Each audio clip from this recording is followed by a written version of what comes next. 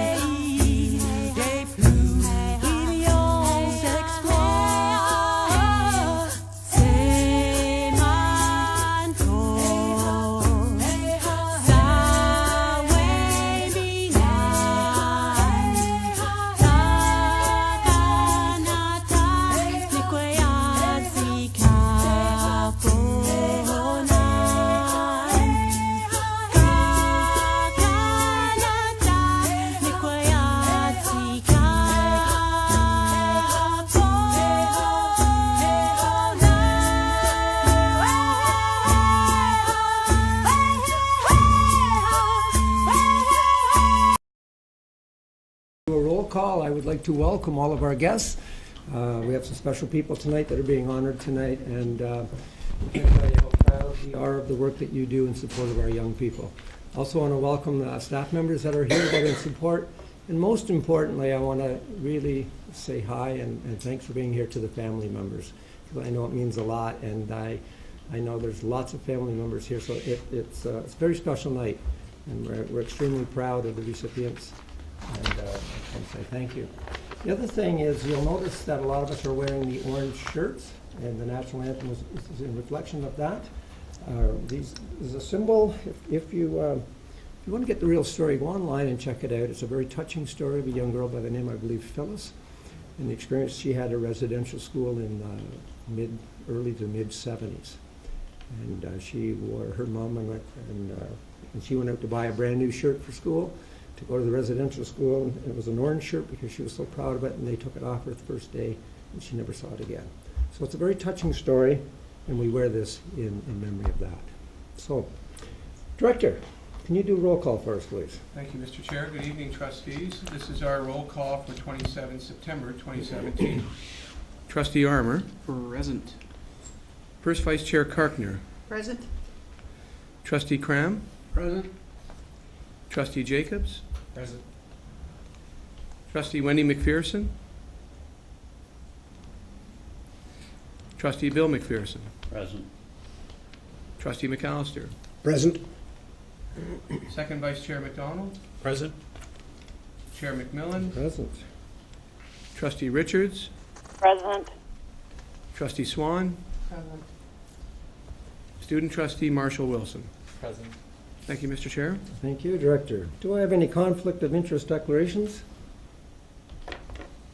Seeing there are none, I'm going to go to a report from the private session.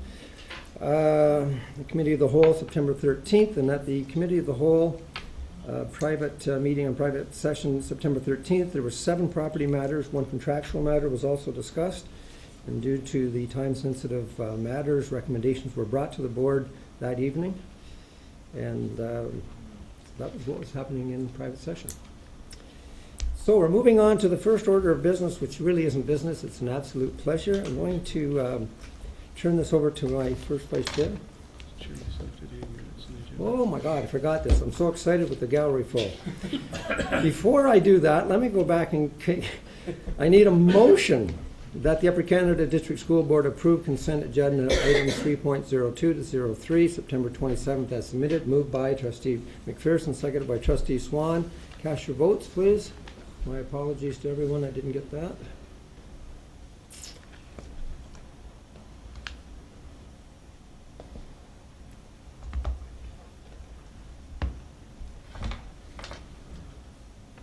It's a little different, huh?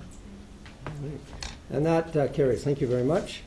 Okay, before we move forward with this, I want to personally, on behalf of all the trustees, thank Vice Chair Kirkman for the hard work that you put into this. It's a lot of work, we know that, and thank you on behalf of all of us. So I'm going to turn this over to you. Thank you very much. And I think I'll go back to the podium, if that's all right. Perfect.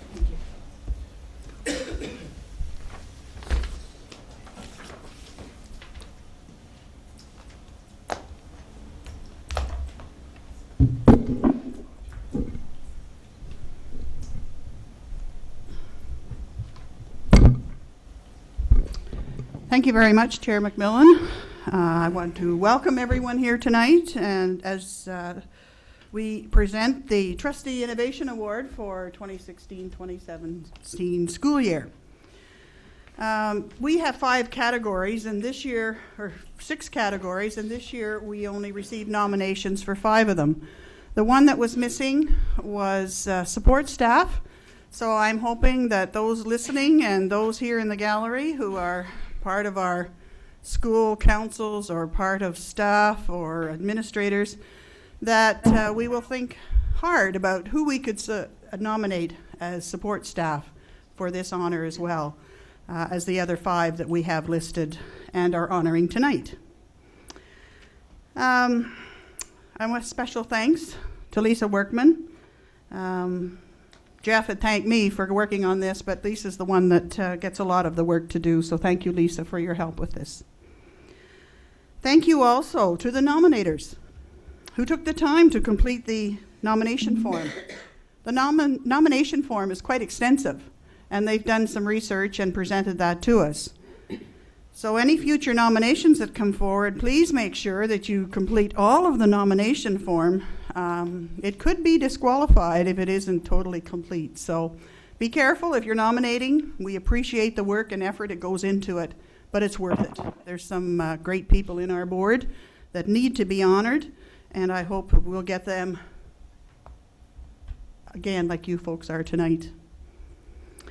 Before our meeting started tonight, we had some pictures taken. Mark Calder got us all together, and we had photos taken with our trustee and with our superintendents and our director and the chair. And those will be presented to the recipients later on once they're developed, and we've taken care of those. But if some of you would like to come and take pictures tonight of the presentations of the person you've come to honor, feel free to do so. We'll try to make space here so you can get a picture from about where David Coombs is standing or closer. It's up to you. So let's get started. And we honor the people that are with us tonight. So I have forgotten my sheet with the list. So, excuse me.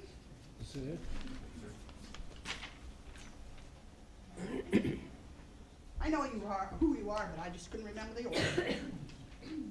All right, first of all, I'd like to call on Mr. Jim Barber and Principal Darrell Kelly, who nominated Jim for this honor. So if you would come forward, please. And Jeff, would you come and present on behalf of Susan?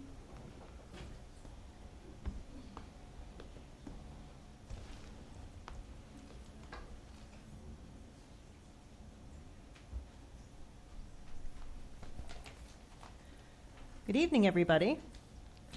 I'm here with great pleasure, and I'm just about to share a little bit of why.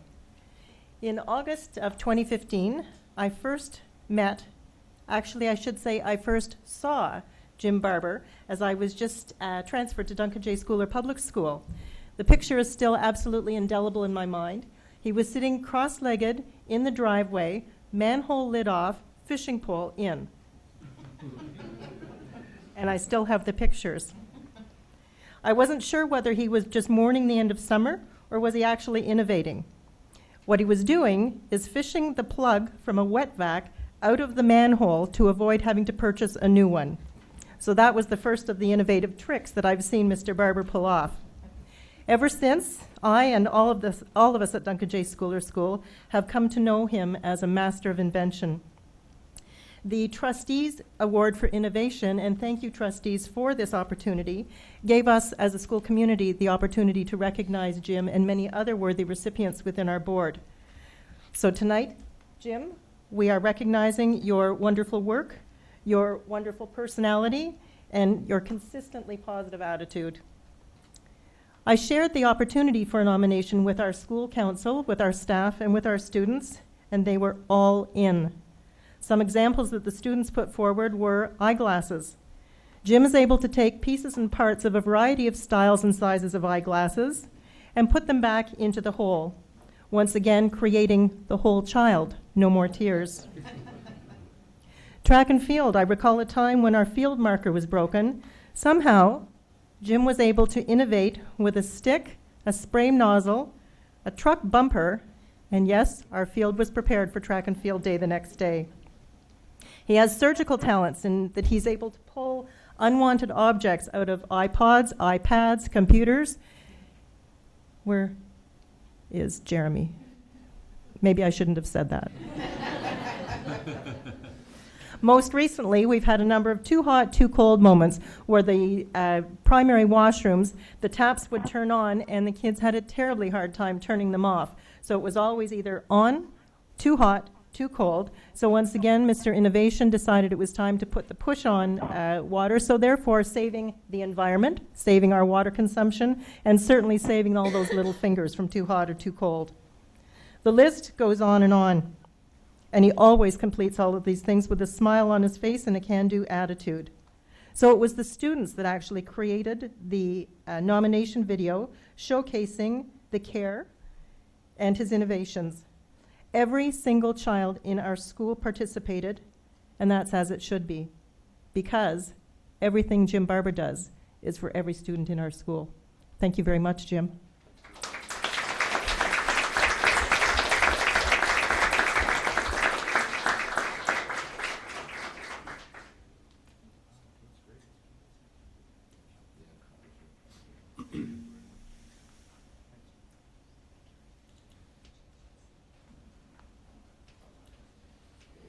I think everybody needs a Jim.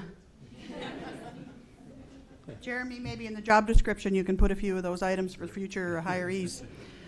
Jim is a lead custodian at DJ Schooler Public School, and we can see all the different examples that were in the nomination form as to why he is worthy of the award that he received tonight. Our next category is administration and managers category, and I welcome Shelley Corleone, Principal of Teaching and Learning, to come forward, please, as a recipient, and Leslie McKellar as the Vice Principal of Teaching and Learning, who nominated her. And I will be presenting her as the trustee where she used to work. Good evening. Just a little bit of background. As all of you know, the Ministry of Education developed a plan for a renewed mathematics strategy in order to improve student achievement in mathematics. Some of the objectives outlined were increase educator math knowledge and pedagogical expertise, increase student well-being and engagement in math, and to provide leaders with the necessary supports and conditions for school and system improvement. Based on these recommendations, Shelley and her team of learning partners began the work on planning for the RMS for the Upper Canada District School Board. I was very fortunate to join that team in December of last year, so I was very grateful in doing so. Collins Dictionary defines an innovative person as one that introduces changes and ideas. And that is exactly what Shelley has been doing. But it's not just introducing the change that she's doing. She is a change agent. She facilitates the learning for our principals and teachers. She recognizes they are all at different points along the learning curve, and she considers this and respects every educator. She's very passionate and dedicated to her work. She's doing her commitment to improving student learning is infectious and is having an impact that is visible in classrooms throughout Upper Canada District School Board. That statement begs the question, how do I know it's having an impact? Which is Shelley's favorite saying. How do you know? In fact, it's in my head so much, I hear something over the radio and I'm questioning it, then I can hear Shelley, how do you know? How do you know? So in addition to the work with the RMS, math team days, work with the OSDN, etc., that question, how do you know, sent Shelley on a mission. Have you ever seen Shelley on a mission? You know when she's on a mission. So she continued to look for innovative ways to leverage technology to support student monitoring. She reviewed individual schools' school improvement plans and challenged school leaders with that question. How do you know? What evidence do you have to support the claims you are making? To support school leaders and teachers in gathering quantitative evidence of their students' learning, Shelley and her team embarked to demonstrate the use of Class OneNote, Microsoft Forms, Office Snip. Teachers and administrators from every school provided training on these technologies, and most are now using these tools to capture student learning through a triangulation of data using observations, conversations, and products. She's transforming assessment practices to better inform teacher pedagogy. Shelley has also worked alongside the ministry, and we actually have Hélène Coulombe with us tonight, who has shown up. Where's Hélène? There, she's over there. And I'm going to share with you a few words that Hélène has shared about Shelley. As representative of the Ministry of Education, I've had the privilege to work as a thought partner alongside Shelley for 2 years. In the 21st century, innovation is not only defined as finding new ideas, but there is an understanding that innovation comes from a willingness to learn, to respond to thinking of a community of learners, to make meaning from diverse perspectives, and to harvest ideas from current research.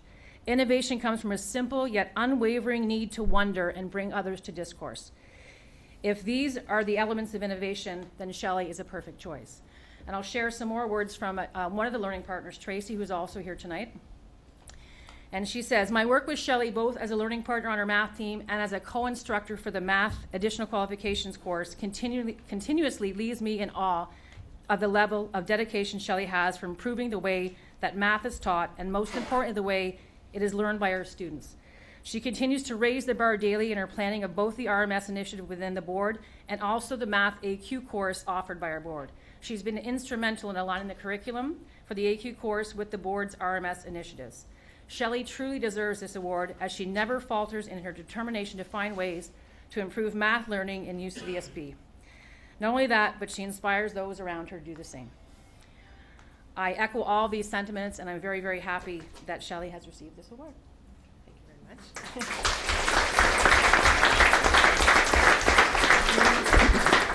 So thank you, Chair McMillan, Vice Chair Karkner, and the trustees for this award. I do want to speak for just a very short minute because this really isn't my award, it's our team's award. So I want to thank my husband, Steve, and my family for being here tonight and all their support. Valerie Allen and Jody Barrett, my superintendents, for their leadership. Hélène Coulombe, our student achievement officer, for really being my thought partner. For Vice Principal Leslie McKellar for co-planning and co-facilitating with me. And especially our learning partners who are working with administrators and teachers at the school level to build capacity with our students to see, discuss, do, and love mathematics. It really is a team award. Thank you.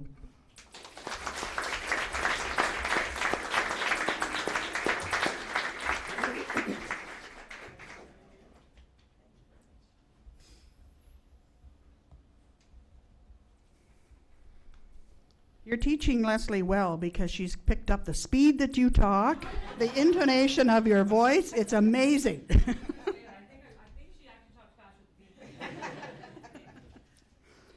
All right, so our elementary teacher category, I'm very pleased to invite Sylvain Lemoran to the podium. He's a teacher at Rockland Public School, and Mary Lynn Wilcox is the principal there, so I welcome her to the podium as well.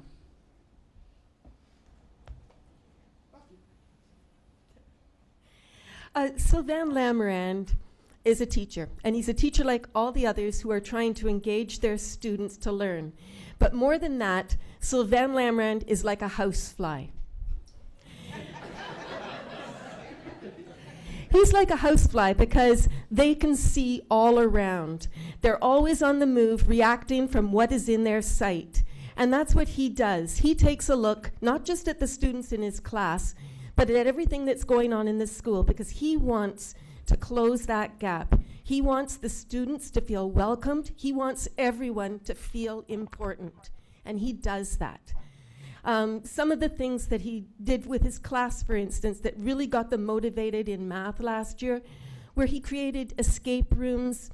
He had them create cardboard boats, which they then ended up sailing on the YMCA pool. But they had to do a lot of problem solving and predicting to do that. But even more than just the wonderful things that he's doing in his classroom, and you can ask him about the treasure hunt that was today later, even more than the wonderful things he does with his students in the classroom, this year for Canada 150, he really came up with a creative idea that fit with what the character of RKPS, Rockland Respect, Kindness, Pride, and Success. He came up with the 150 acts of kindness. And through those 150 acts of kindness, our school pulled together with the community and did numerous extended acts of kindness, from the very little to the very big, including the push for change, helping with that.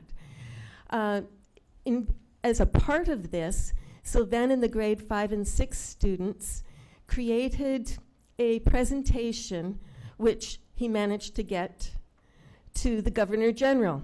And when I say get to the Governor General, I mean the grade 5 and 6 students and Sylvain Lamrand had a private meeting with our Governor General where they got to explain about Upper Canada's 150 Canada presentations, as well as about our own one, what we were doing for Canada's 150th. So there's just so much more that could go on, but this housefly, I am proud to have him at our school, and don't want him to fly off anytime too soon. So.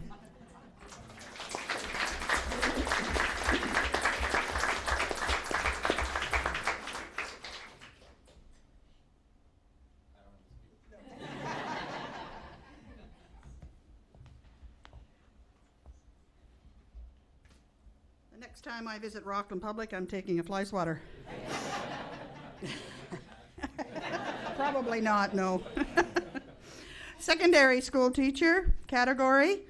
I'd like to welcome Chris Stewart, a teacher at North Grenville District High School, to come forward, and Margaret Armour, who is a parent council member who nominated him, and I think Derek is doing the honors tonight. Margaret isn't here for the presentation, so I really appreciate the parent councils getting involved in this as well. So welcome, Derek.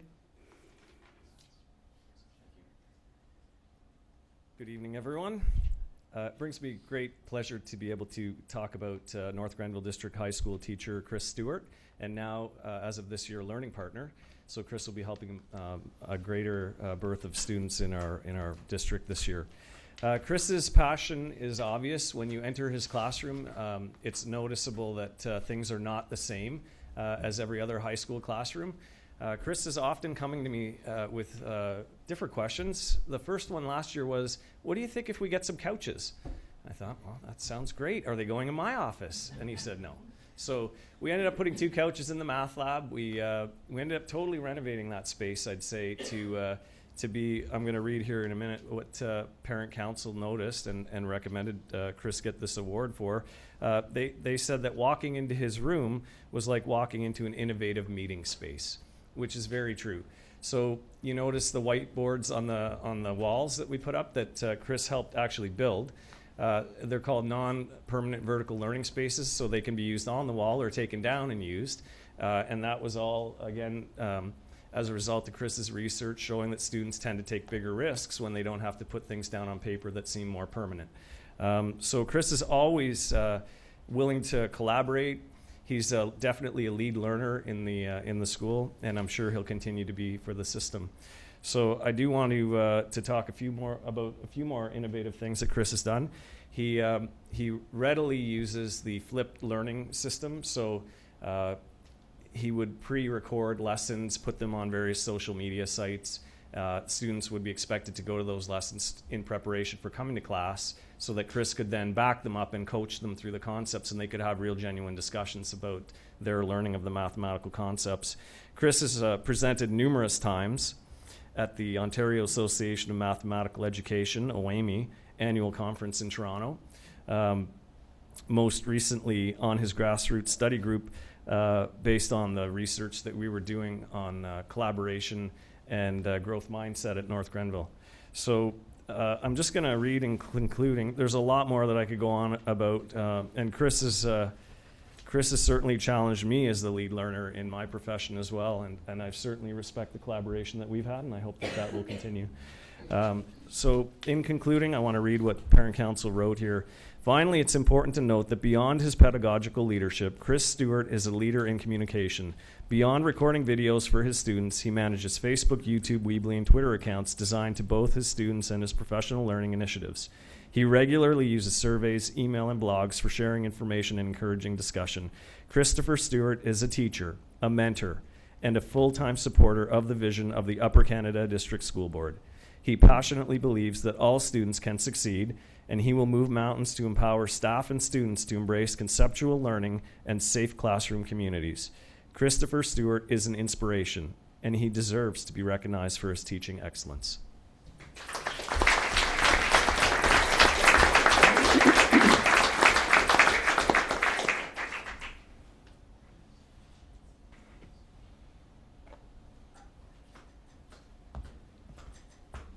Just say just a couple words. Thank you so much, Derek, for your kind words. So it's very humbling to be recognized. Very grateful and appreciative. Just a couple things comes to mind regarding innovation. I mean, sometimes we wait so long looking for the right idea or the right action. I would say if you got that idea, jump in, take action, because your vision will build as you do proceed and take action. So go for it. So thank you.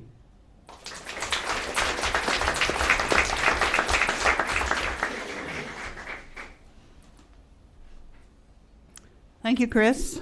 Chris has invited me to his classroom, so I just may take him up on that to see what's going on there. So thank you, Chris. Last but not least, we have the group team category, and we have the Toniata kindergarten team that were together last year, and I understand that they're not together this year, the whole group, but they are being recognized for the work that they did as a group last year. And I'll ask Suzanne Morrison to come forward. Suzanne was the principal at Toniata, and she has transferred as well to another school, but Rick is here to represent Toniata as well. So welcome, and you're up. So thank you for this opportunity. I've been able to nominate quite a few people, and so I really appreciate that there is an outlet for this, because I think it's very well noted and awesome to hear new ways that we can inspire each other. As a principal, I think I have the best job in the whole board, so thank you for letting me do that and continuing, because I get to go to everybody's classroom and bother them and get to see what's going on. Staff don't get that opportunity all the time, and they are kind of like, I wonder what's going on over there. So this was a happening place. Kindergarten here's this amazing team of educators, but their team didn't just stop with their educators. Their team included a whole bunch of little bodies, and they valued those voices all the time. And who would have thought that a rock would bring you happiness? So I'll just try and do this in the Reader's Digest version, because it's quite a long journey, and it's still going on.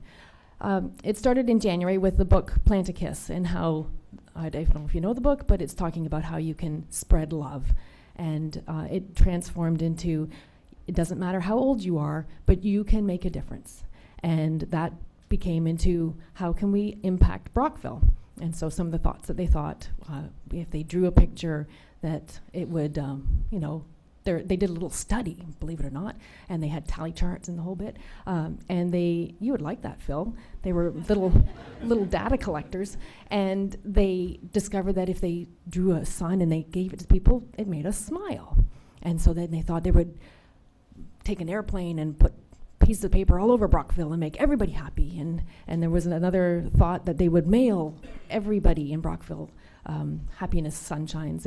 And somehow that transformed into well, maybe we could put something so that they could come upon something, and that became rocks. And so all in all, over 500 rocks were painted. There was no special template, no special design, various sizes. All the kindergarten students got to basically take their rocks and paint sunshines on them, and then plant them all over the place. I'm not sure if you've come across them, but the idea being on the back of them was hashtag Toniata Happiness Projects. We had posters, and local businesses took and embraced this. There was some in the board office. Steve Clark took one to provincial government. I mean, they went around the world. We had people who took these rocks around the world. It impacted other people as well. So I'm going to share quite a sad story, which is amazing. This older woman came and told us that she had taken her husband to his last hospital appointment, and he died. And it was 4 months earlier. And just before he did, he said, "Could we slow down because I want to feel the sun." And she then, 4 months later, had her own hospital appointment and did not want to go. And she thought, I can't do this by myself. I just don't have the strength. And as she walked into the hospital, she looked down, and there was a rock with a sunshine on it. And she picked up the rock and she put it in her purse, because she said that's what kept her going. And she had every intention of putting the rock back when she got out of her appointment, but she said she couldn't. She took that rock home and she left it there, and she made another rock. And then she brought that rock back. And she came to Toniata to tell us that had touched her. I've had emails. I know that you guys have had massive stories of people who've been impacted by it. If you look around Brockville now, there's a whole bunch of painted rocks, not just sunshines. There's Olaf, there's fairies. Like, kids go crazy wherever they are. They start looking like little trolls, right, digging for rocks. And it really worked. It was incredible. And if I was to ask them in January, where do you think this is going to go? Nobody could have predicted where it went. And so, I thank you for being able to, where'd you go, Carol?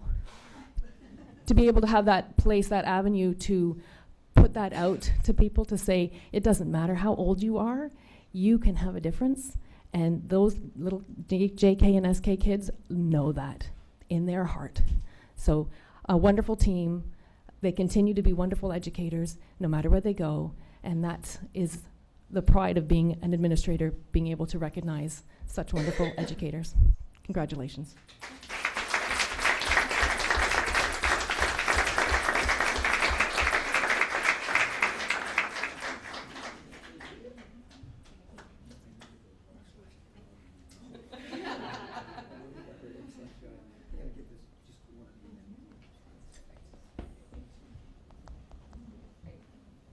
I'm going to slowly go back to my chair, which means that if I turn around and you decide you want to go, I get the Thank you very much for being here tonight. And before you do leave, I want you to have a look on the wall between the two washroom doors. It's a very special wall. There's the Service Excellence Award, and there's a very innovative plaque up there for the Innovation Award. So your names are on that, so check it out. Maybe you want a picture of it. So thank you all very much for coming, and that brings us to a close of the awards for this year. And looking for more nominations.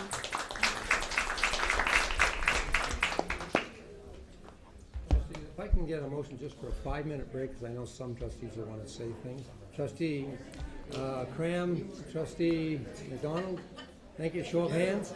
Let's come back at 5 after 7 or 6 after 7. Always in favor of a break. We'll take a very short break.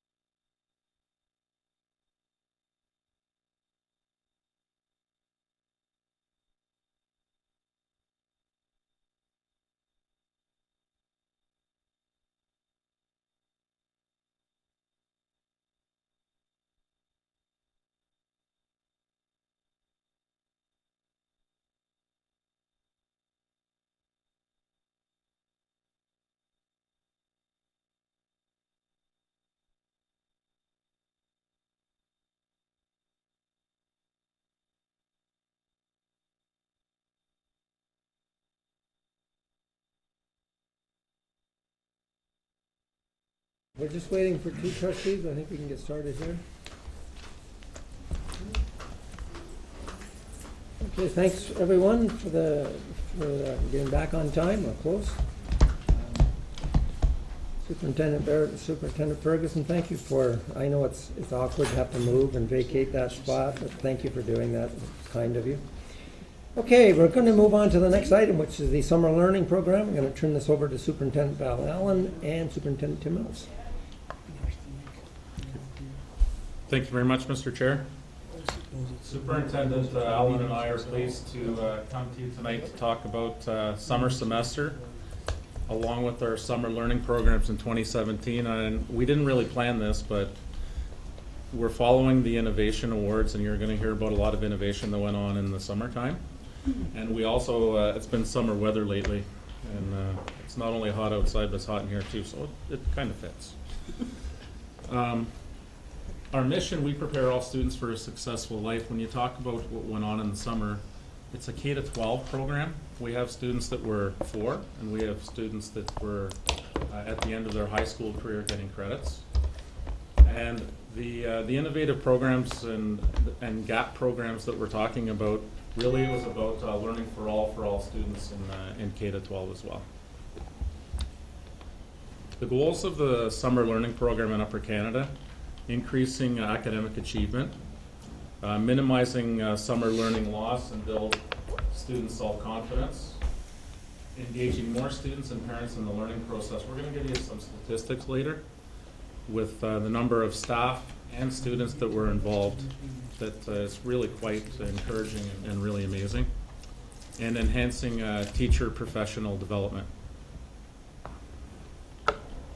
Before I list the programs offered in 2017, I'd like to introduce Principal Sandy McInnes from TR Léger, who TR Léger oversees the summer semester programs. So I want to thank Sandy for his leadership along with the staff. And Anne-Marie Bolbeck, who did a lot in terms of leadership for the summer learning program and all the staff there. And then I'd like to thank them for all they've done, and Val will continue on to give some highlights there. So the programs that were offered: elementary summer learning program, elementary English as a second language program, which was new in 2017, as was the transition program for grades 6 to 7, and then the summer semester, secondary summer semester for credit program. You will also note that we don't use the term summer school, which in the past maybe might have a negative connotation for students that are not doing well, are not progressing. And you'll see as we go along in the presentation that it's really for all students, all learners. Thank you. The summer learning program in the elementary end of our board is a program that has been we have hosted in our board over the last 5 years. This year we had 20 sites, which is an increase of 5 sites from past years. We were able to fund most of them through the code, applying to the Code Council of Directors of Education, and then our own board sponsored 5 of the sites so that we could have a much broader expanse of the program. As you can see by the data, we had 391 students participating in grades kindergarten to grade 5, but we really were focusing on K to 3. And as Superintendent Mills highlighted, it's not a summer camp. It is a summer learning program. It's very targeted on instruction so that we don't have that summer learning loss for students, but it's really a lot of fun at the same time. 41 teachers were involved in the program. The program is quite prescriptive in terms of how many weeks and how many hours a day, totaling 60 hours of instruction, but not only instruction, also recreational activities, so focusing on that whole child. New this year, it was our focus, our balance of our focus between math and literacy. In the past, our focus has been mainly in literacy, and this year it's in math. It was in math as well.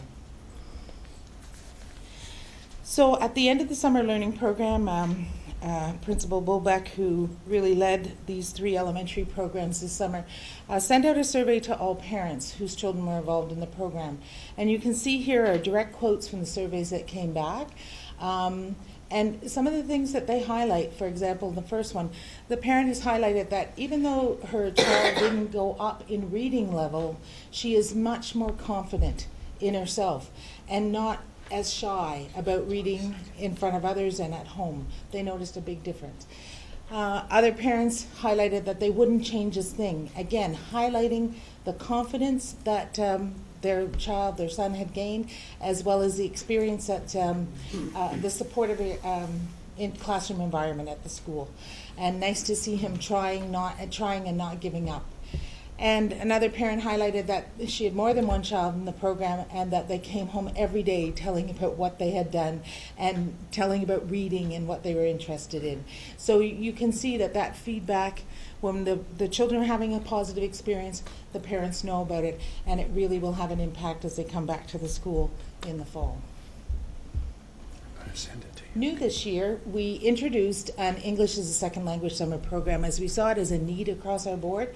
And just as we were starting to develop the program, very late in June, as a matter of fact, the ministry came out with an opportunity to pilot this program. So 2 of our sites were part of the pilots, one here in Brockville and one in Cornwall for the Ministry of Education.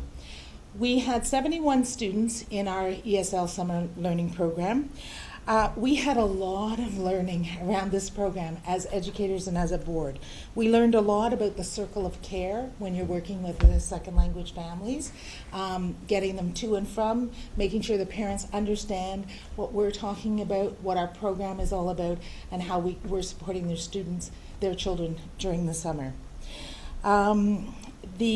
We had a lot of support as well from our TR Leger partners who also lead our second language learning, and that was a component of the program, was reaching out to families and making sure they were exposed to the services that are available in Cornwall, Brockville, and the Vanklekill area. So our principal, Roxanne McDonnell, was very involved in helping us set up the program, and we really appreciated her support. Other than that, the program was set up very much like the summer learning program, three weeks, 4 hours a day. We actually co-located them in schools that had the other summer learning program, which worked out in the end very well, because when the site's classes started to do recreation, the children were intermixed and got to practice their skills. The focus on the program was on literacy and oral language instruction, and and learning about the community around them. So not so much the reading and writing per se, but oral language and exposing to the words. So we did a little survey at the end with the students. We had quite a gamut and range of skills of our students coming into the program. We had some students who arrived actually on June 23rd as new into Canada, and we had them in the program by July 10th. So it was pretty good. But again, there was a lot of care and effort put in around that by our staff. So what did the students say? Well, they learned lots of names. That was a big focus at the beginning. We had books focusing on what's your name, and the students really focused on that actually over the 3 weeks. They talked a lot about names. They learned about other countries. They learned to write new words. We really encouraged the programs to reach out and get community exposure. So they went to the post office in Cornwall, the firefighters came to the school, they went up to historical sites in the various towns they were in. It was a really great outreach for them to become familiar with with their community that they are now living in. And other things they enjoyed, there was also a focus on cooking and learning words around that, and actually doing the cooking. You see the children enjoying one of the treats that they created at the Cornwall site. Another new program this year was the Connection program, which is a grade 6 to 7 transition program. It was a new program that again, was funded by the Ministry of Education. The focus was on students moving from grade 6 to 7 and looking at more, reaching beyond just the classroom instruction. And again, we had 3 sites, one in Cornwall, one in Brockville, and one in Carleton Place. The goals of the program were increased skill development, building confidence in students, and building that sense of belonging as well as the community connection.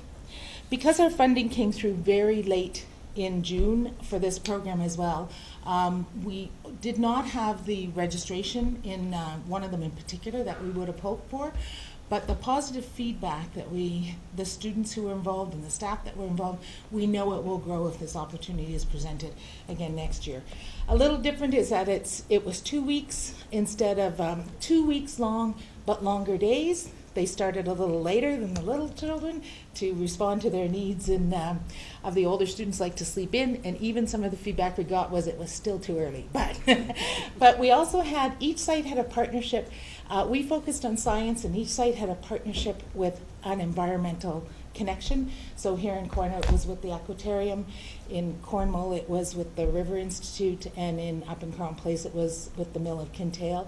And so they actually had days where they went to those sites instead of coming to, well, they came to the school and then went to those sites. And we also worked a lot on the building their literacy with the tools like iPads and all of those technological skills for them. So what sort of feedback did we get from these children? Well, they talked about building their leadership skills. We heard a lot about that. We heard about them building their own confidence, and they talked about being less stressed about getting ready to go to high school, even though they're going to grade 7. They were going to grade 7 to 12 school. We see a lot of potential to grow this, and I think next year an improvement we would offer in this program. We also co-located these in sites where we already had staff, so we had it in where we had some of the other programs. Next year we would expand and host them in the secondary schools so they could become more familiar with the environment. But with construction and that sort of thing and the late notice, we weren't able to do that this year. Moving on to summer semester 2017. Our summer semester is for grades 8 reach ahead and 9 to 12. And it's really a piece of the puzzle, another piece of the puzzle in the program pathway for students towards their Ontario Secondary School diploma. So we have regular day school during the year. We have some continuing education courses that a number of high schools are offering after school. We have day school e-learning, continuing ed e-learning, and summer semester. Summer semester is offering students another opportunity to do reach ahead credits and or some co-op credits to further enhance their where they want to get towards an Ontario Secondary School certificate or a diploma. Summer semester is coordinated by TR Léger, School of Adult, Alternative and Continuing Education, and it has for many years.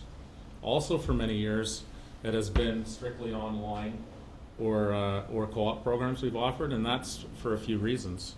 Mainly that our schools are doing extremely well with student success and credit attainment and credit recovery.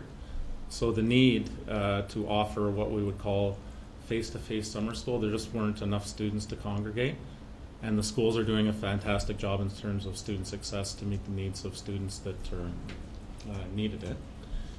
The programs are funded by the Ministry of Education. And I want to highlight in the middle there, that's not a misprint. So we had 1,041 students that gained 1,292 credits. And just to give you a stat, that we have around 8,000 secondary school students, day school. Now, those are not all our students. We have students from out of board. But when you talk about 12%, 13% of the of students out of 8,000, if that's the number, taking a summer semester course, it's quite impressive. We offered 34 Reach Ahead online courses, and the number of staff as well that this is an opportunity for some of our experienced staff like to teach, but it's an opportunity for teachers that are just getting into the craft to work as well. We had a principal, Sandy McInnes, 4 coordinators, office staff, 9 co-op teachers, and 19 online markers. The 4 programs specifically, so we had Reach Ahead online courses for grades 9 to 12, which ran the full month of July. Online grade 8 earn a credit, so it's an opportunity for a student in grade 8 to gain a credit before they get into the secondary panel. And then the 2 programs that went a little bit longer were co-op. It's mostly 2 credit co-op for grade 11 and 12. And I just want to highlight the Cadet Canada program that it's a partnership that's been going on since 2012 with a pilot between Camp Borden, which would be the CFB Borden, and the Upper Canada District School Board, where we have cadets taking co-op courses there as well. Superintendent Allen highlighted a number of programs, and I think this is important about how we promote. We don't spend very much money. We have Facebook pages, websites, Twitter, posters that go out to schools, and we work closely with guidance counselors and our principals to make sure the word gets out, and promoting through newsletters. So it's minimal on the end of spending funds, but you can see that the output, and I'll show you some more of the output here, it's quite significant. Those are a number of courses there. I want to highlight in the bottom right there that's new that there are challenges in the small schools that in terms of getting the courses in French immersion, so there are a number of courses there. I won't outline all of the courses, but there are courses in business, English, math, the Ontario literacy course, geography, history, families, parenting and families courses, Aboriginal courses, values and aspirations, health, physics, and of course the French. This is an important slide here, and it shows the growth over time. And I think it's the time we live in where students are wanting more, they're demanding more, they want to accelerate, they want to take more courses than are perhaps offered in regular day school. So you see on the far left there that we started with 442 students, and over a 4-year period, it's grown almost 2.5 times. And I talked about the 1,041 students with 1,292 credits over the summer semester. The co-op credits there, maybe not as many as we wanted this past year, but we're offering so many programs now that I think that would highlight in summer 27 where there was a little bit of a dip, but certainly that's significant when you look at the number of students that are taking co-op credits in the summertime. There's a real push in the ministry in terms of experiential learning and hands-on, so our students are not only gaining credit, but perhaps going out into community businesses and gaining experience and perhaps getting a full-time job after our summer job. The cadet program I highlighted earlier, 258 students, cadets that were getting basically 2 credits each. And e-learning, well, there's the growth there, 3 times over the course of 4 years, from 210 up to 662. And you talk about success rates there, that you look along the success rates are pretty good, pretty significant. And in the summer of 2017, the number of students and then the number of credits gained, it's around 89% there of the students that started the course. And there may be various reasons why a student wouldn't complete the course. Perhaps they don't have to, and they don't want to complete it. It's not regular day school, but to think that 89% of our students get the credit in the summer is significant as well. And we talked about graduation rate last week and credit attainment and student success. That highlights student success. So not only do we have training and opportunities for our students, we also have opportunities, a wide range of opportunities for our staff. Anyone involved in the summer programs, the staff that are involved do go through a training process, but also we offer something called the Summer Institutes.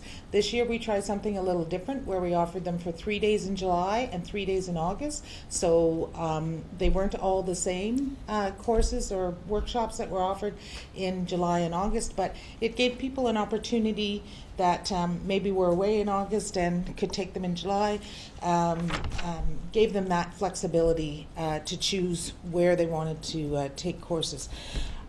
We had that was 6 voluntary days of training. We offered over 30 workshop sessions, from everything from math to technology to our BMS training.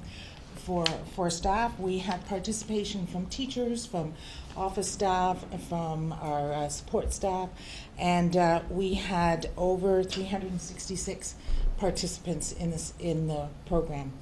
Our own staff volunteered, from our chief psychologist to teachers to teams, like you saw tonight, to give the workshop, and a lot of our system staff also provided the workshops. So that speaks very highly to the desire of people wanting to learn more, wanting to get better at their craft, and be better in their classrooms for their students. So I think that's a real kudo in our hat for that as a board. We're really proud of the programs that we have run. We're really proud of the success rates, and looking forward to continuing the trajectory we're on with our summer programs. And we're open to questions. Thank you very much. Lots happening. And open the floor to comments or questions. Trustee McAllister. I have several questions, but I'll start with one. With regard to the staff, these were sort of, these voluntary training sessions were not additional basic qualifications. No. Do we do that? Through you, Chair, we offer the principal's qualification course in our board. We typically in the past have offered special ed and kindergarten. They weren't offered this summer. There's been a change in the kindergarten curriculum, so we're open to doing that again. But this summer we only had the principal's course for credit. Thank you. Any other comments or questions?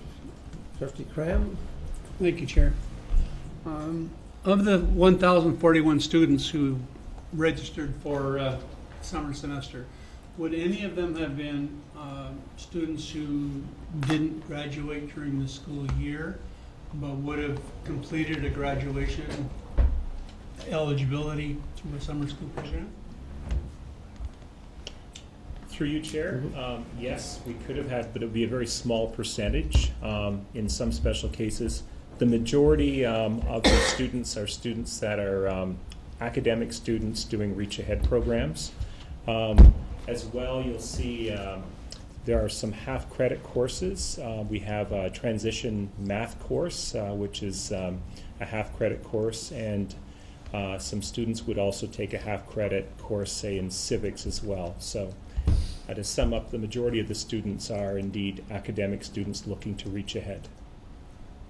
Follow up? Yep. Sure. Thank you. Where do we track those people who graduate over the summer in our graduation rate? Or do they not appear there at all?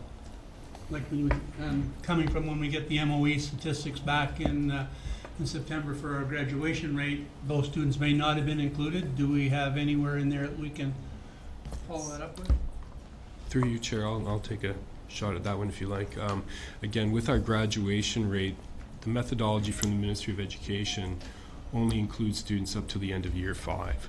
So we have the capacity of tracking those particular students, but they're not included with our graduation rate calculations. Trustee McPherson? Through the Chair. Kind of on the same context, but a little different focus.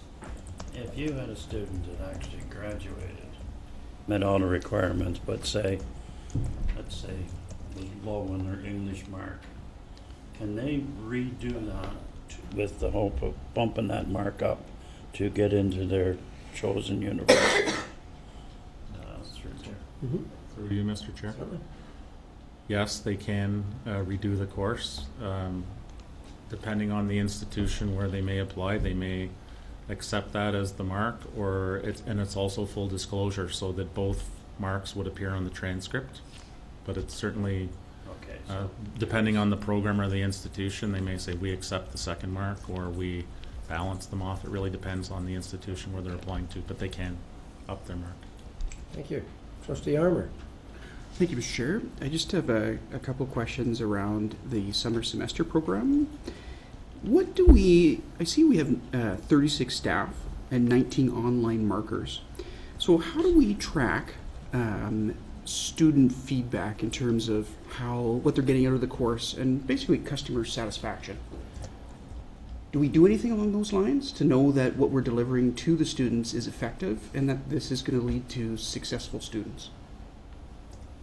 Through you, Chair, I'll take that one. Well, first of all, we have in our co-op area, we have a 98% student success rate for the cadet and regular co-op students participating. For the students that are doing the online program, there is an 84% success rate. after looking at some of the survey feedback that Val got in her summer semester program, it has given me a great idea for capturing those types of specific comments.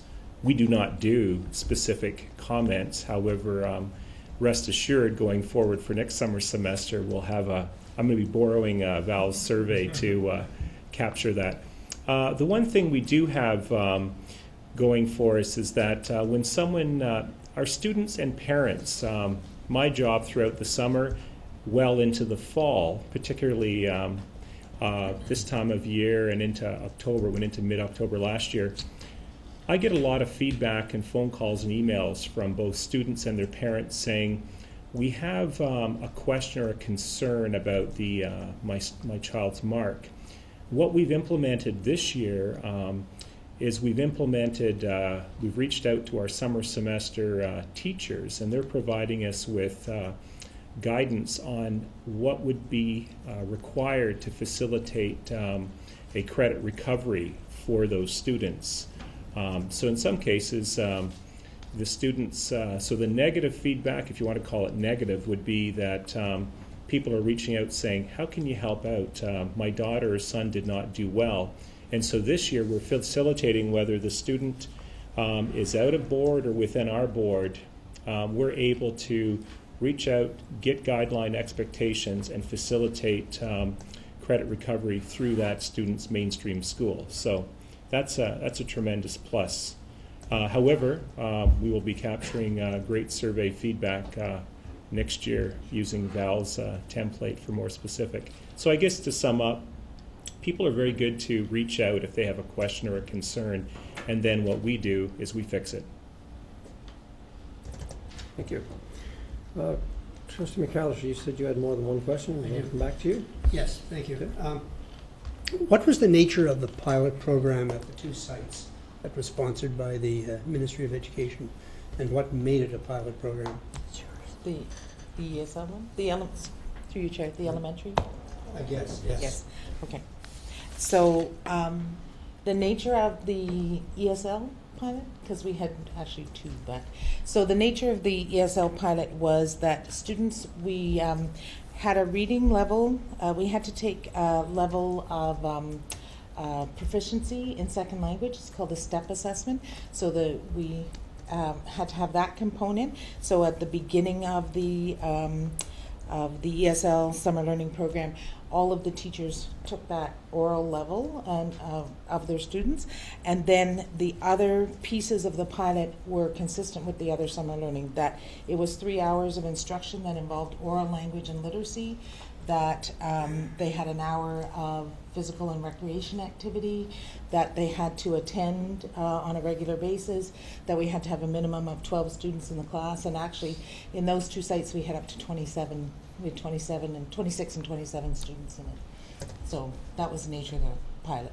So it was something new the ministry was funding this year, and so they reached out. We had to put a pilot in and say that, put an expression of interest in, indicating that we would do all those things, and also how would we reach out to our community partners. And how we did that was we had our community liaisons come into the classroom, speak to parents, and connect with them as part of the initial part of the starting of the program. Okay, thank you. And the final question, sure? Certainly.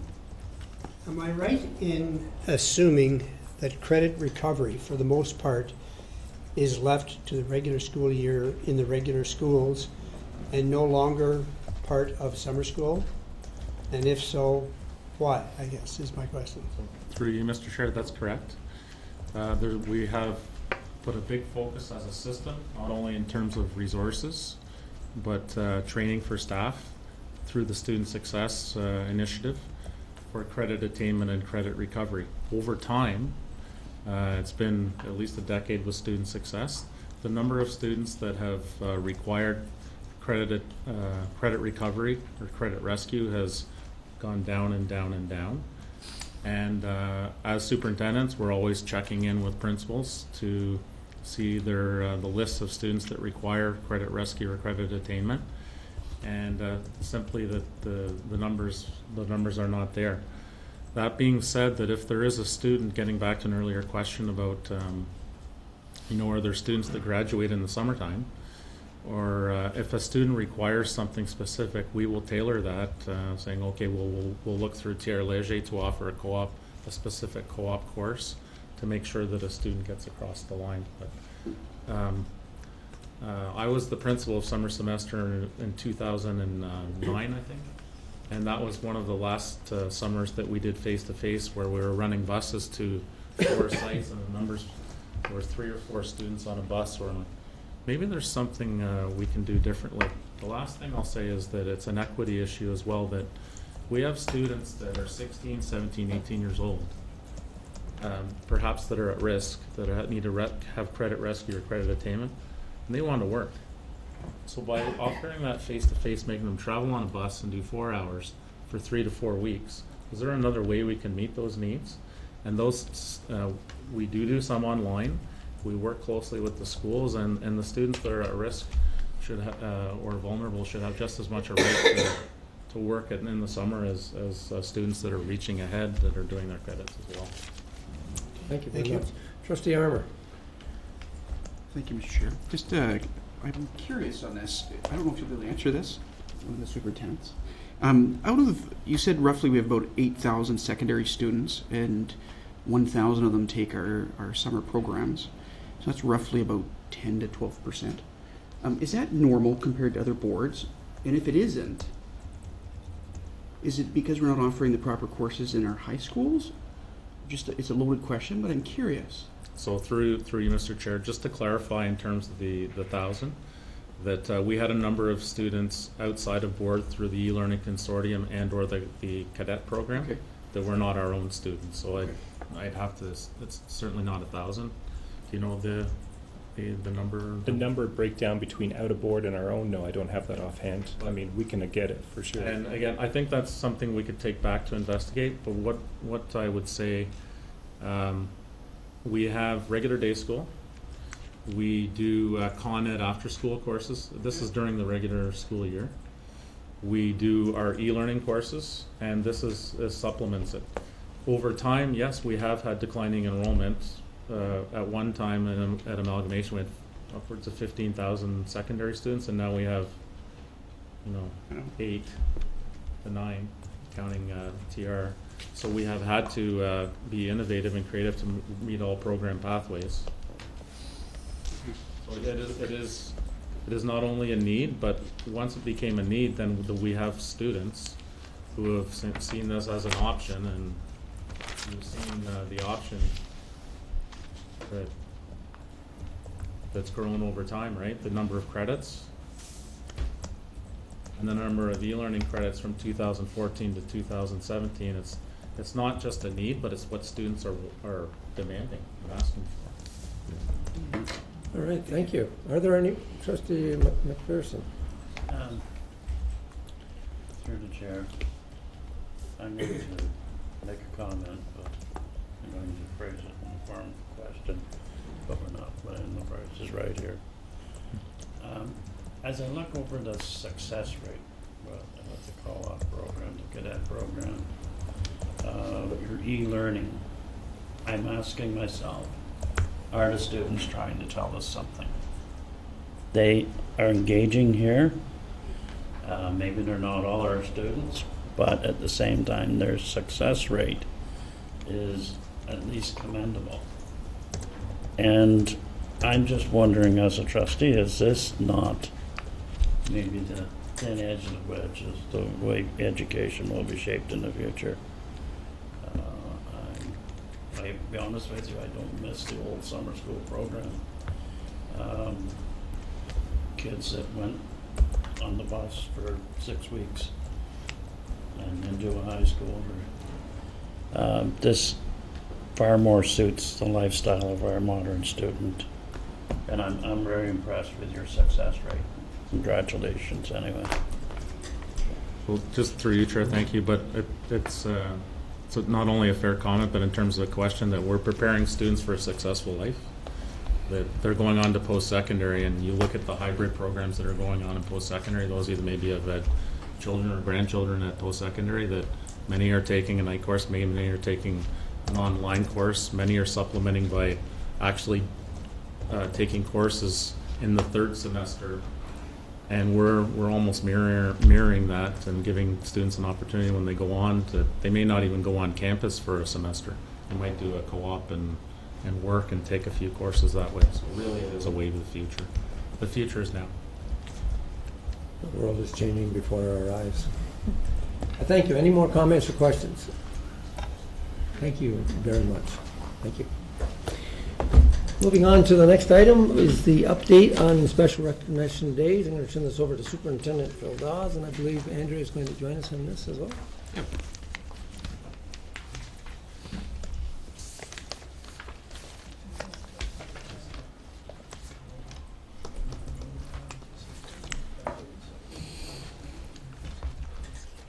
Thank you, Chair. Nice to have our interim manager of communications, Andrea, joining us for this presentation. The topic is an update with respect to special recognition days. Trustees may recall it was back on June 21st of the last school year. You received a presentation on the topic of special recognition days. And in connection with that presentation, the board adopted policy 455, specific to special recognition days. So this presentation is a follow-up to that original back in June, just to give you some information about where we are and alignment with that policy. And again, never hurts to remind ourselves of the board's mission, and certainly on the topic of special recognition days, there is a connection here.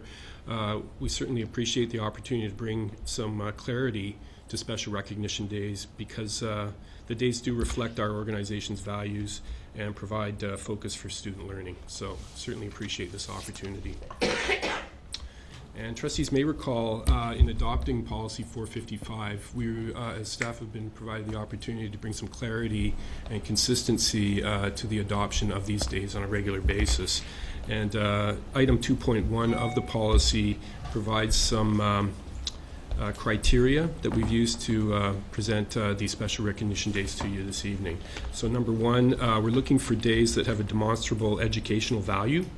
We're looking for special education days that have clear connections to the board's mission, vision, and strategic plan. And we're looking for special recognition days that promote the general benefit of the community at large. And just a reminder, item 2.3 of policy 455 is an indication that staff will provide the board with a listing of special days or events before the end of September. So that's why we're here tonight. Trustees may recall when we presented this back in June, we provided an indication for you of all of the special recognition days that our board had been promoting over the years. And we kind of used a color coding to do that. So I wanted to keep for you tonight that same format, but also indicate for you what we're bringing for you tonight in terms of a recommendation on these days. This slide presents all of the proposed recognition days, but you can see there's a large number of them. If I move on to the slides following this, in keeping with the format that we presented to you last June, I just want to take a minute to walk you through this legend.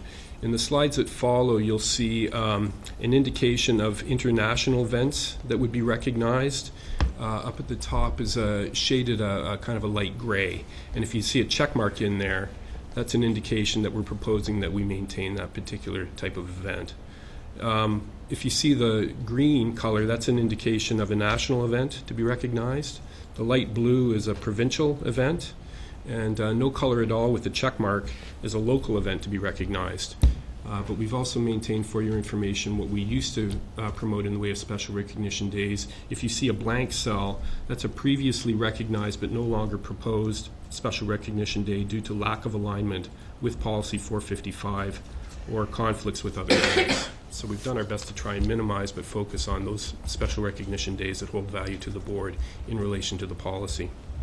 So not to go into detail here, I just wanted to provide for you in the slides that follow just the format in keeping with that legend. So on this slide you'll see the proposed special days for September and October. Following that we have a breakdown for November and December. Following that, we have our breakdown of proposed special days for January and February this year. Following that, March and April. And following that, May and June, ending with July and August. So with that, I want to take a moment to turn things over to Andrea so she can give you a bit more information about the efforts we undertake to promote these special recognition days and what we're looking forward to this year. Thanks, Phil. Generally what happens with these days is we'll recognize most of them on social media as sort of a beginning point, but then we look at the different events to see whether there's additional promotion that we can provide, whether it's through our website, whether it's through news releases and photo opportunities, videos, paid advertising if it's something, for example, maybe a Remembrance Day would be paid advertising. And also push to schools' social media accounts. And with that, our overview for this year. Thank you, Chair. It's a busy schedule, no question about that. Any comments or questions? Trustee Bill McPherson. Why do we have St. Patrick's Day on the list to celebrate the Irish heritage? Should we not be celebrating everybody's heritage? I see no mention of St. Andrew's Day, which I believe is in January, and I'm sure there's a whole group of ethnic groups that would question why we have chosen to celebrate Irish Heritage Day and not the other parts of this rainbow to mix up Canada. Through the chair.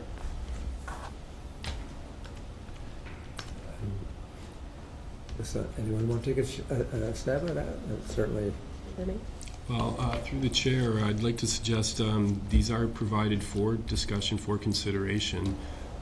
It's always a challenge to find the way to get the coverage that we want and buy in across the board and also meet the needs of the policy. So we took our best shot on this one and certainly open to debate or further advice if the board wishes.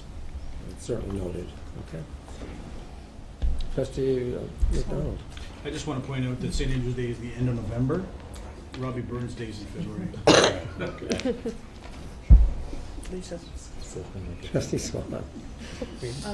Now I noticed it said somewhere that it would be up to individual schools if they wanted to celebrate days that were the blank squares on the list and to go through the superintendent. What would the timeframes and processes be for that since the list is introduced September, October? Through the chair, I think we'll see, with the new policy how that rolls out this year, but we're in pretty good conversation with schools and we know from history what they've tended to do in previous years. So we'll be looking and reminding schools that they can reach out to us for more information on how they can move forward with that, and we'll certainly facilitate to the best of our abilities their desires to promote days at their wishes. Okay, thank you. Trustee McDonald. Thank you. I think this is a good first kick at it, and I'm not saying that we need to have several kicks at it.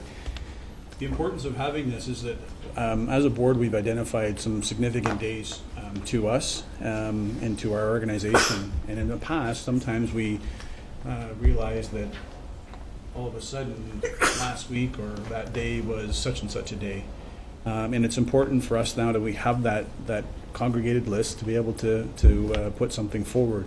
There is nothing here indicating that individual schools can't have certain celebrations. This is a board-wide recognition, not indicating that schools can't participate on a St. Andrew's Day or a particular day that's of interest to that community even only. So the individuality to the school is not being lost. It's just from a corporate board level, we are trying to list those dates to recognize and move forward in a more global sense. So I think it's a great thing, and I welcome it.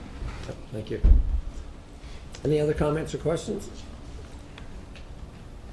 I certainly agree with Trustee McDonald. We needed to have some kind of idea of where we were going with this, and I think it's a lot of good work, so thank you so much.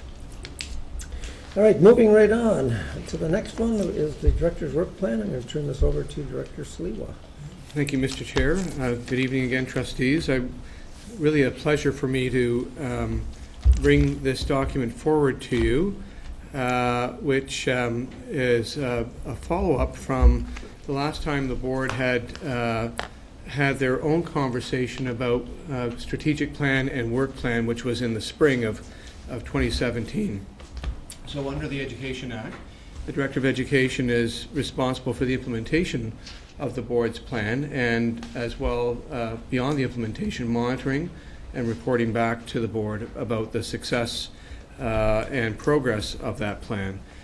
The work plan's main purpose, whether it's the board's work plan or in this case the director's work plan, is to translate the strategic policy directions that the board has articulated in their strategic plan and make tangible operational actions occur that will realize the goals and the strategies that the board has identified in their own plan. So in many ways, the plan before you is a blueprint for the operational priorities for our superintendents and their portfolios, and also to give you a sense of some of the concrete examples of what's there. Page 2 of the plan that's on the screen right now is a reminder to the board and to the public who might be looking at this plan about what is the origin and the basis for the work plan, and it came from the trustees table and from the work plan that the trustees had designed and commissioned in the spring. There's an effort through this work plan to essentially lay out the 4 goals that the board has set through its own work plan, and explain how staff, through our conversations, saw a way of aligning consistent and sustained commitments over the course of this academic year to reach what people have been desiring in terms of the 4 areas. And the 4 areas, just as a reminder for everybody that's following us this evening, is around our graduation rate goal that the board had set a 90% graduation rate by 2020. And we had a very healthy and vigorous conversation about that at the board's last meeting earlier in the month. Secondly, to focus with clarity about staff culture. That information and the focus for that goal came from the survey that the board commissioned through the Ipso Reid, and remains an interest from the board about how are we improving our effort to create the workplaces that our staff desire so they can do their best possible work on behalf of our students. And of particular note, as you heard this morning, or this evening, Mr. Chair, at the start of today's meeting, was recognizing our staff for the outstanding efforts that they invest in on behalf of our students, and to ask how can we do that in other places and render the same outcome and the same results and the same admiration that people have for that work. We also had a focus in this work plan that came from your work plan trustees about student culture. And there was feedback through the Ipso Reid survey about students experiencing stress while at school. And so there was a need to make sure that in the director's work plan that staff can focus on over the course of this year specific tangible actions that we believe are going to assist students in self-care and assist staff with supporting students. And then lastly, Mr. Chair, through the board's work plan, there was also the priority around a focus on community and going beyond what the board's own policy has with regards to any kind of community collaboration or liaison. The board is very much a reflection of its community, and we heard loud and clear from the board that staff need to take specific steps to maintain that profile and to invest in partnerships that not only are community or civic oriented, but also that will benefit our students and earn further respect from our communities at large. I'd ask if we just take a look, for example, at goal number 1, which is set up by the incremental improvement of 2% by year, so that by the year 2020, staff have delivered on the goal of a 90% graduation rate for our students. We know why the board has set that expectation. It really is a tangible evidence of the board's mission coming to fruition, which is that we prepare all students for a successful life. And as you heard in our board meeting earlier in the month, that there's a variety of credentials that students can earn, and one of them is the Ontario Secondary School Diploma. And we do want any of our students who are committed to that pathway to do whatever we can to get them to achieve that outcome in a credible and purposeful way. We have 3 priorities that, as a staff, that we're going to focus on as a way of getting closer to realizing this goal for this year. It's about caring, it's about being curious, and it's about counting. Action number 1, or I should say priority number 1, is about counting. And we need to have data that is at the fingertips of our schools and the people who are having conversations about students and how close they are to achieving success in any of their credits, and to ask some questions about what we can do to get them closer or further to that outcome. Trustees heard that this evening at the presentation about summer learning, that summer learning has become highly personalized in terms of its instructional approach and how students are selecting that as ways of learning, growing, and succeeding in their program. And we're taking that understanding and bringing that closer to the day school environment. Our priority number 2 is about looking at what are the tools and options and permissions that are given to the operation of secondary schools and secondary school diplomas that would allow our teachers and our principals who can customize student learning in a way that we can grant credits in a variety of innovative ways, which you heard again this evening that we do in the summer, and how do we take that more closely to the day school environment. Some of the trustees around the table joined us in March of 2017 when we had a plenary discussion about the highly skilled workforce report that the province had published in late 2016. And through that, Mr. Chair, we heard a variety of options of acknowledging how students are showing what they do, how they do it, and trying to accredit prior learning when we have tangible evidence that that learning matches curriculum expectations. And lastly, we are proposing for this focus on this goal a strategy or an initiative that means having family of school level discussions about credit accumulation so that we can talk about students who are in similar circumstances but in different schools, and confirming that we're exploiting, and I use that word specifically, exploiting the opportunities and permissions that we have to create learning and acknowledgement of that learning for our students in our secondary programs. The page that follows, Mr. Chair, is some specific actions, and in these early days of bringing this work plan to you, members of the board will, I think, appreciate hearing that this isn't the first time that we talk about this. We'll be returning quarterly with updates, because what's not here currently in the plan is our focus on performance measures, and what's not in the plan also is any final word about budget. But we are in the process of doing that as a team. That's our next step. And we'll be able to speak to that with some greater concrete, in a greater concrete way when we report back to the board in November. These actions, for instance, in goal number 1, are concrete speak to outputs. So what are the enablers that or inputs I should say, what are the enablers that we believe are going to make the difference? And the outputs are really the key actions that these items are all very tangible to the staff.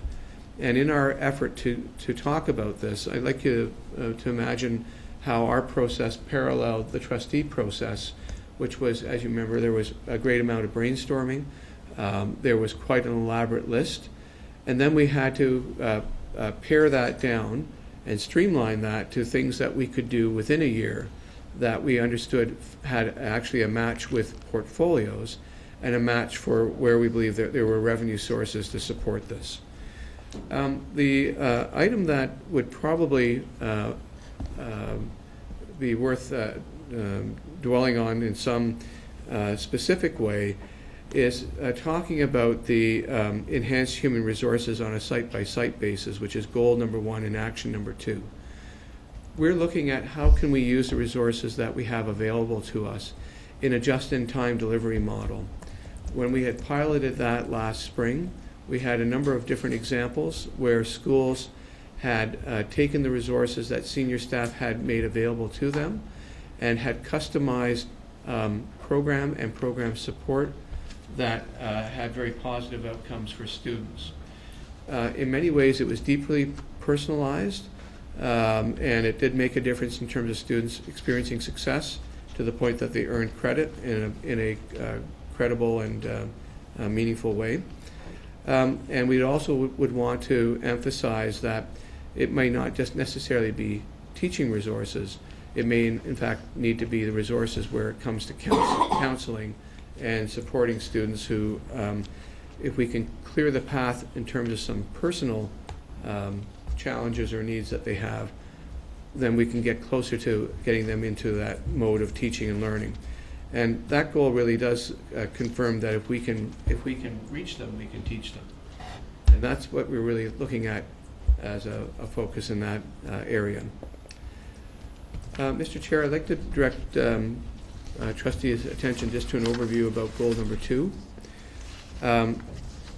Goal number 2 is origin is again out of the Ipso Reid survey, and it was staff expressing that they wanted to feel valued and were to be party to good communication from the board and from our staff as we work together on common goals about supporting students. The very first thing that we had heard, and Mr. Chair, you might remember that when we had a feedback session with principals in April at the principal meeting, that they were asking questions about how can that feedback not be a one-time only experience? How can we loop back multiple times and talk about where we're at in a work plan where we have goals that have been set? And what that says to me is that we have employees that want to be party to the solutions about moving forward and party to the progress so that they can also celebrate and contribute to the thinking about how we're moving forward.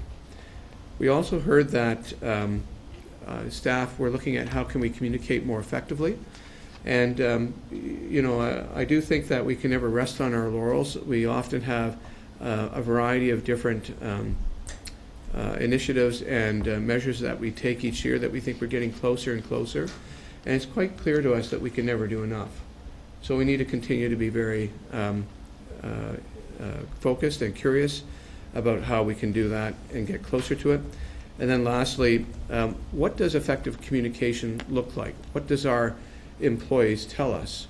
What does it mean in terms of it meaning from everything from a phone call to electronic communication? And what would be, in their view, a reasonable turnaround time to hear back from people when inquiries are made? All of those goals are being actioned on the next page. And what we have there is everything from reaching out to the very diverse employee groups that we have to ask them, where does our strategic plan and our work plan fit with what you do? We really do want each of our employees, regardless of their job, to know that not only the board but senior staff have intentions each year on behalf of our schools and our students, And it would be very important from a public confidence point of view for all of our employees be able to articulate that to their neighbors, to their families, to their coworkers if asked, so what really is the school board doing this year? What are you really trying to accomplish at school? Because it is a team environment, and as we saw this evening, we have a very diverse group of people that are making a difference in schools, and we do want them to be able to carry the message forward and to promote what we believe is really important that we're doing on behalf of schools and students. So what's there really is action-oriented outcomes that we plan to address this year that are tangibles around how we communicate, when do we check in about things that matters to us, and how do we get better in terms of talking about what's important to us and as it's articulated in a plan. The last two goals, Mr. Chair, are again reflective of where the board's work plan is at. It's certainly clear to us all as adults in this room that we don't want our students to be overwhelmed by stress, and we need to be able to work on resiliency and a strong heart so that they can be successful as adults, because life is difficult, and part of what we do in schools is that we try to give students as much practice as possible and as much feedback as possible so that they're prepared for life. Again, that's our mission, and that we're trying to work on that resilience and that strengthening wherever we can. In this goal, our initiatives and priorities are focused on circling back to the resources that has been available province-wide, but that we haven't necessarily operationalized up to this point. It's to work on our staff who are seen as the caring adults by our students when they're in our schools, and to build their repertoire and their capacity of what does it mean if a student comes to you for help, and how to address that, not necessarily by yourself, but with all the resources that are at the school, and how can we connect students with those resources. It also means that we need to start intentionally planning around wellness goals. And wellness goals, if we're using the Healthy Schools framework, which we're advocating in our actions, is not just around mental health, it's around physical health, it's around diet, it's around how we operate the school and make the school a conducive and positive place for young people. And then that really does relate to the very last question. And trustees around the board may recall that last year our student trustee was instrumental in bringing this forward. And I know that student trustee Wilson is also invested in this. And that is, how can we give feedback directly from students about how we do school and how can we be better at doing schools that reduces stress and that is actually more in line with supporting students about how they learn best and incorporating that in terms of our practices and in terms of the culture of how we operate our schools. The following page does articulate that and looks at both how do we collect data, return those findings back to students, to work on how we build staff capacities to support and serve students. And also, what does it mean to also ask questions and respond back in a more rapid way than our current model is for surveying and reaching out to students? And how can we develop that culture in all of our schools? Lastly, Mr. Chair, goal number 4 is very familiar to the board. It's about how do we connect with our community stakeholders beyond what the board's policy orientations are currently. What does it mean to create stronger relationships and to cement for members of the community that the school and school board are part of who we are in rural Eastern Ontario? And how do we make sure that we're present in the events that matters in the life of local communities? And how do we also get the input from community members about how we're doing teaching and learning with our students? Because as you know, again, from the high skilled workforce study that was commissioned by the Ministry of Education, They're looking at planning tables involving a wide variety of community members who are currently doing the work, so that they can comment, advise, and support us as we move forward in work experiences, co-op, and preparing our students after they graduate. The goals, Mr. Chair, that's on the last page, speaks to that reaching out, confirming, acknowledging, and celebrating how we are part of the community and how we're seeking the support, guidance, and information and experiences of people in the community that we can bring to our respective tables and to our schools.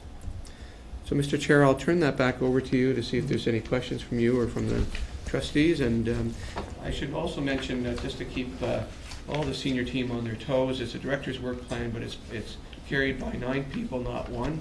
And it's nice to not be by yourself in these types of things. So I may call upon some of my colleagues for some specific commentary. I thank you for that. Okay, I'll open it up to comments or questions. Trustee McPherson. Thank you, Chair. Goal number 4, connection with community stakeholders. Will this include a conversation, so to speak, with some of our employers, so to speak, within our region? Discussions on what makes a student a suitable employee after graduation, like skill sets and things like that. Will that be part of this conversation? Mr. Chair, through you, that's exactly what we want to address in Goal 4 and Action Number 2.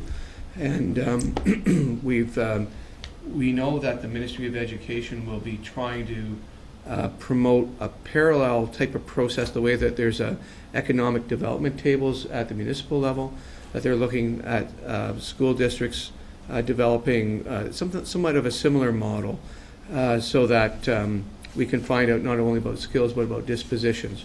What kind of worker, what kind of employee, do you really value? And I do think that what we're going to hear, if I can anticipate this correctly, is that the character values that we invest in is certainly not only something that we value in schools, but also in the general public and in the world of work. Thank you. Other comments or questions? Mr. McDonald? Thank you, Mr. Chair. To the director, you have enablers here. You've talked specifically about budgets and financial resources, flexibility of deployment of resources. You mentioned that when you talk about that. Is it your expectation that you will have a requirement for additional? And the reason I ask that is because when we approved the board work plan in March 2017, the expectation is that that's what we want to achieve. The budget process was completed in June. If you needed additional resources, it should have been included in the budget process, not after the budget's approved. So can you clarify that for me? Yes, Mr. Chair, through you, I appreciate the question. We're certainly not coming forward to the board to ask for additional resources beyond what was allocated to us in the spring, so I think that's important that you have that clarification. Where there's a very important connection here is members of the board might recall that in June, one of the board's motions was about reporting out on EPO grants.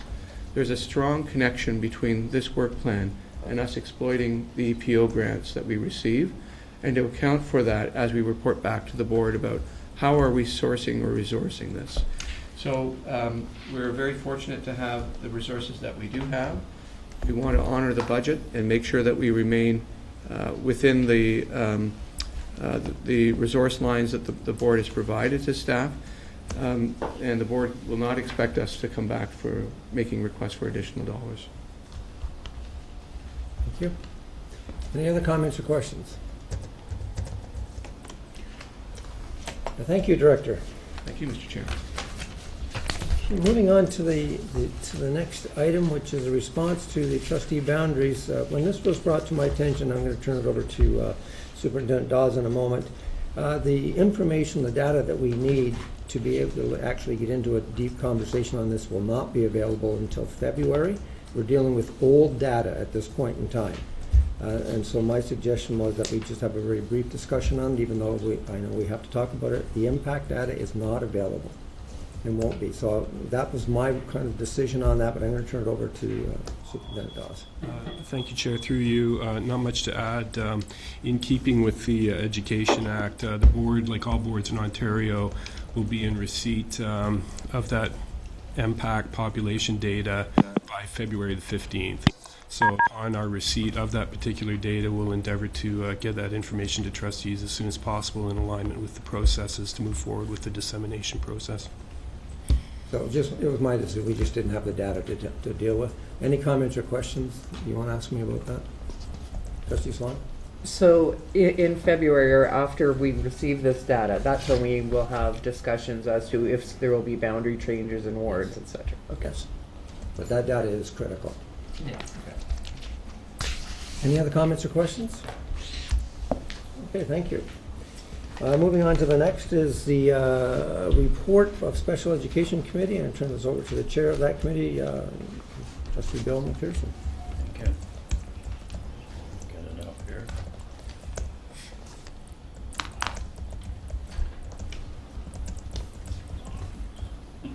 My computer hates me. Anyways, seeing as everyone else has got it on the screen, but I can't get it on the screen, I would ask you to read the report. We met on the 12th of September, and that's all I can say. You've got more information than I do right now. Okay, that's right. It's not much of a report. No, I know, but if you pull it up on the screen, if there's any comments or questions, or maybe if you don't mind, I can ask Superintendent Val Allen if she would like to add something that's on the screen that wasn't on the chair's screen. Through you, Chair, just to highlight that there is a new document for supporting special education in Ontario schools. You'll see the link there on it's a draft policy and resource document, just newly released, and we will be working with that as we develop our special education plan this year. So just to make you aware of that new document, and also an opportunity to provide feedback to the College of Teachers for people doing their special education and additional qualifications, and the link to that survey is also there, and we work through it at CIAC as well. Thank you. Any comments or questions about that? Seeing there are none, we're going to move on to the report from the Ops Association. I know that Director David McDonald is going to turn this over eventually to Trustee McAllister, who is the alternate for that. But before you do that, I know I'm going to have you start us off. I just want to say a thank you to Trustee McAllister for the report that was sent to the trustees, and thank you for exercising your role as the alternate for that day. Over to Trustee McDonald. Thank you. I'm pleased to pass it over to Trustee McAllister. I just wanted to highlight, though, that OPSPA is getting a little bit more organized as well. You'll see that they send out a Connects page, which is kind of a weekly review of what's happening across the province. You get a daily message about media reports across the province, and they also will send out now updates from the Board of Directors meeting. So certainly I was pleased to have Trustee McAllister be able to attend in my absence on this past weekend. So Trustee McAllister, if you can have the floor. Thank you, Trustee McDonald, Chair. I'm not going to go over the report because that's why I sent it to you in advance. I would like to just highlight a couple things that you should know about. One, President Laurie French is seeking student artwork for the OPSPA office walls. If you, in your schools, know of any that worthy students' work, please let me know. The second thing is, I have to tell you that I am more and more impressed with the work that OPSPA is doing, and the work of our new executive, his name is Rusty Hick, and he also presented his work plan at OPSPA, and it was very specific. You will note item right at the third line there, item 5.5. OPSPA is looking for your views on 5 particular topics. And the first one is the proposed possibility of an integrity commissioner and a review of the trustee code of conduct. And at the back, I have included 5.5, and you will see that there are discussion questions. If you want to use that as a basis for your response, I encourage you to do so. The second one is with regard to trustee honoraria. The third is electronic participation in board and committee meetings. The fourth is the trustee term of office and election process. And the final one is broadening the director of education qualifications. So the OPSPA Policy Development Work Group, of which I am a member, is taking the lead on this. Although we work very closely with the program committee, committee work group, of which Trustee Carol is a member.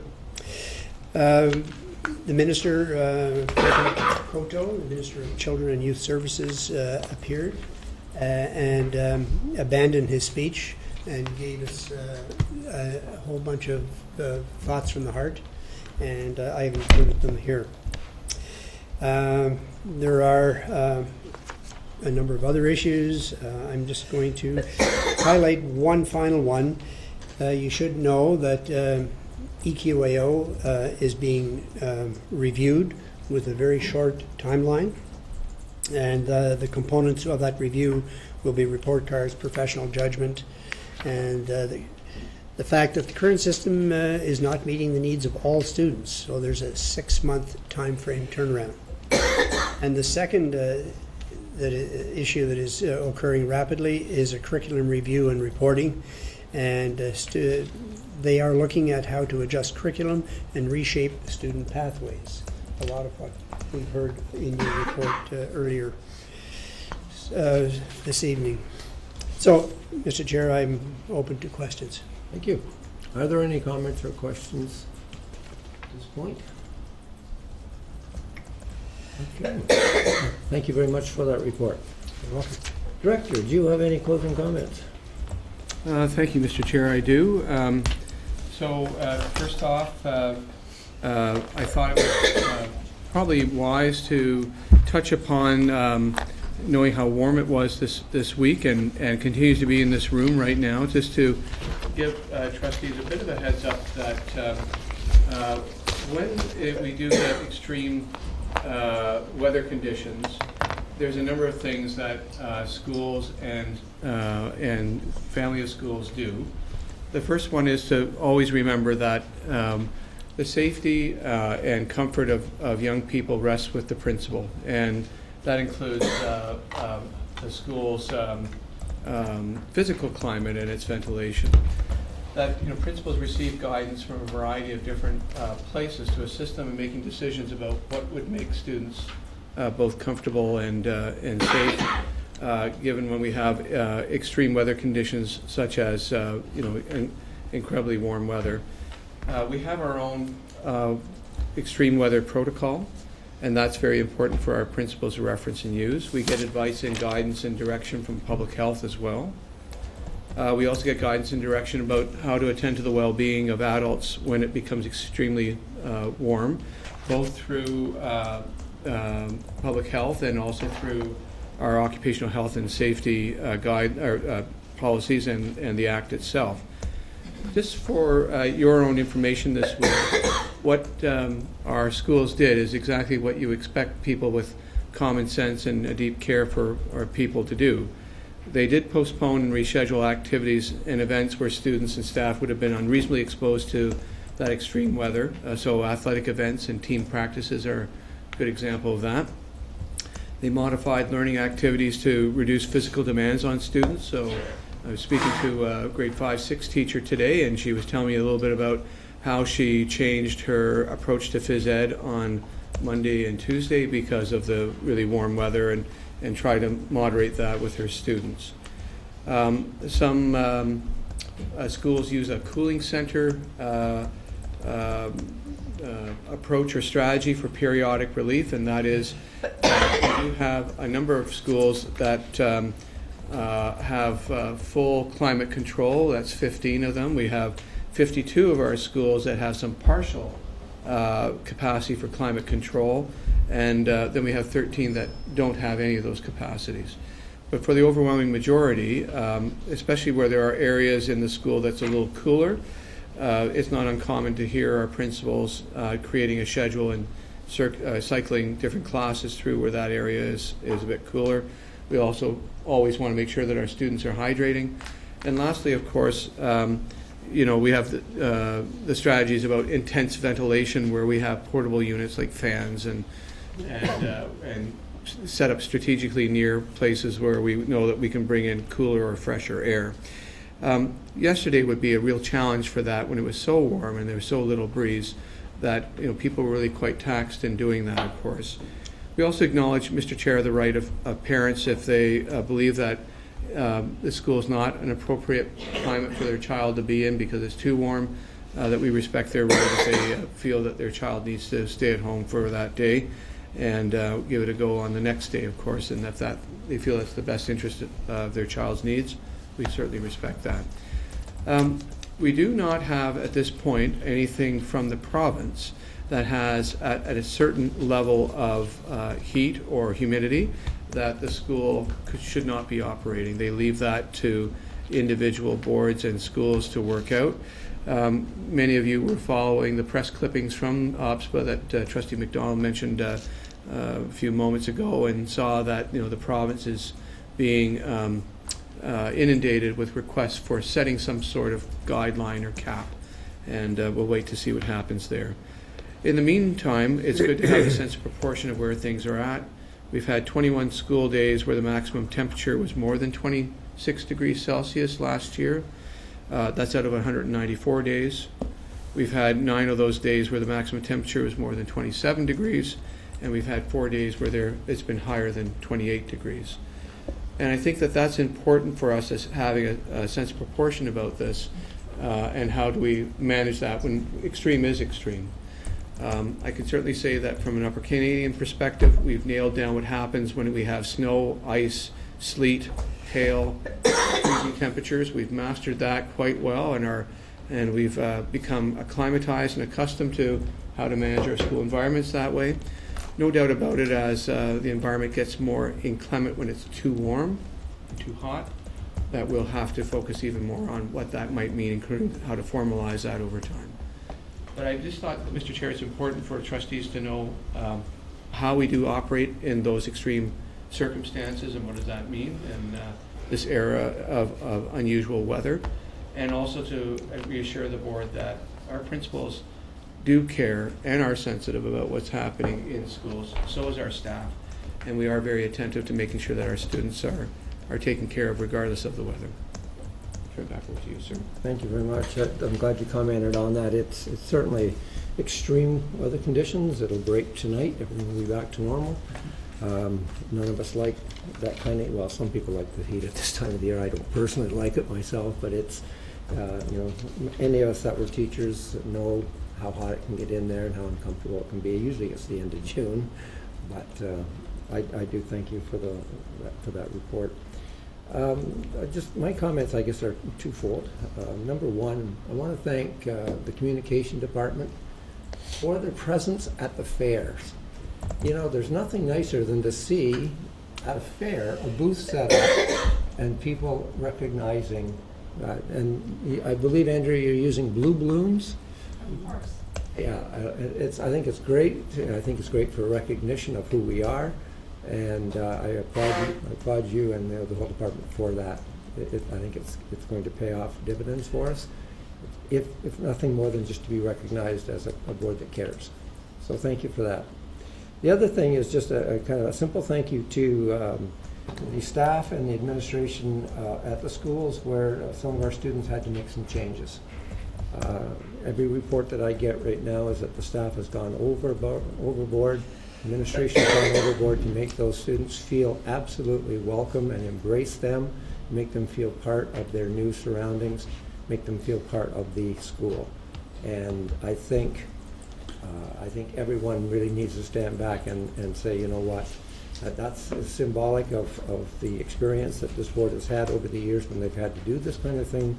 We have always put the children first. We've always wanted to make sure that these children feel welcome in these buildings. Our administration and our staff, once again, has risen to the occasion, and we thank them very much for that. Okay, so having said all of that, we are going to be moving into private session, so I need a motion that the Upper Canada District School Board move into Committee of the Whole first, moved by Trustee Swan, seconded by Trustee McAllister, and just a show of hands, I don't think we need to vote on that. Thank you very much, that carries. And the second is a motion that the Committee of the Whole move into private session, moved by Trustee Bill McPherson, seconded by nobody, Trustee McDonald. Again, a show of hands. I was going to go for Trustee Cram there, and that carries. Thank you very much. And we'll take a second while we get the room emptied here.